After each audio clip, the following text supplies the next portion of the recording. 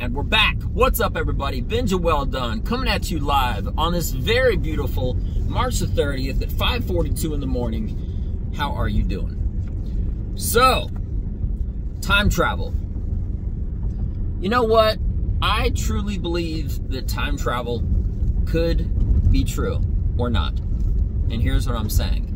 You know, there's a really interesting film called Event Horizon where it pretty much has to do with making a wormhole, which I think would be one of the essential parts of time travel. A wormhole is also called a Rosen Bridge, which was named after Albert Einstein and Nathan Rose, okay?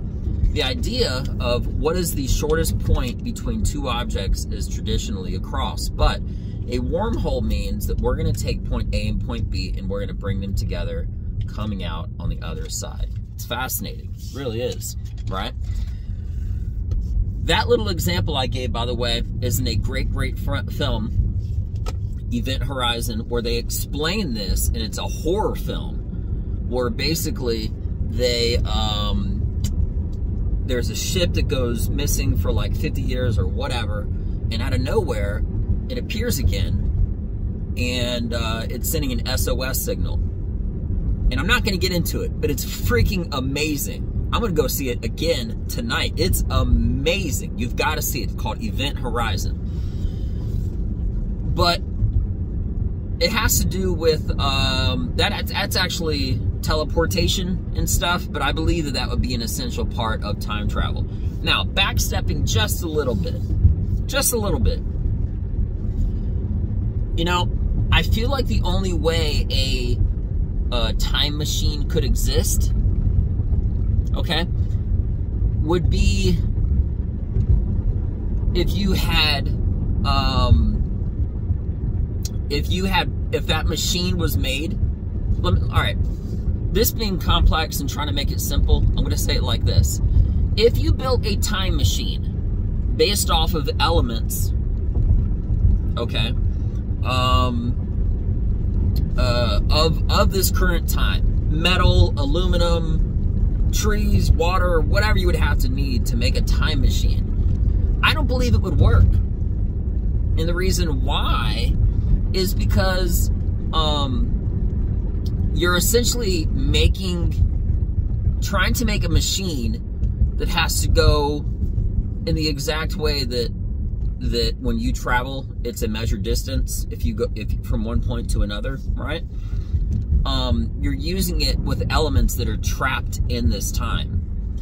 I believe the only way you could actually create it would be if you made some sort of a gateway, a wormhole, which could bend that whole space and time continuum. I'm using some big words. I'm actually a science nerd, but that's besides the point. All right, I'm a big geek when it comes down to it in some aspects.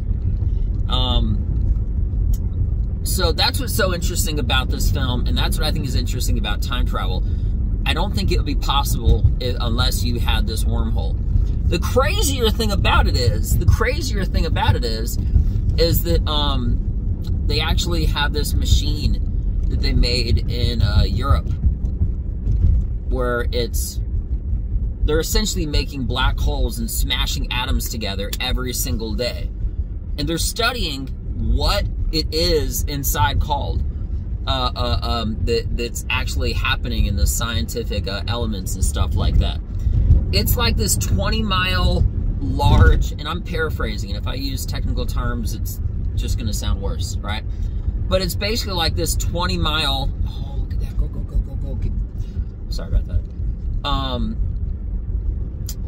Giant metal tube that they force gas and light and all sorts of other stuff into, and they speed it up, and somehow, some way, they crash together atoms and they make little black holes, and they study in periods of seconds, all right, what they're creating. And there's actually the comedian Joe Rogan. He actually mentioned this in one of his specials. It's so unscientific and scientific at the exact time. Part of what it's called the Hadron Collider, okay, and it's in Switzerland. And just knowing the fact that they're actually making black holes makes me feel like time travel could potentially be a good idea, so they can go back in time and stop creating this project, because I don't see that much good coming from it.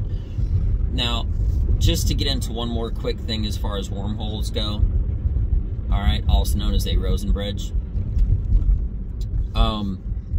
There's a few different types. There's traversable, non-traversable, and one-way. Non-traversable means that essentially nothing can enter it and nothing is going to escape it. Essentially, it's not something that you can like travel through, plain and simple, right? Traversable means, in theory, right, that you can go in one side and come out in the other. All right. And when you go in one side, you should be coming out into another universe.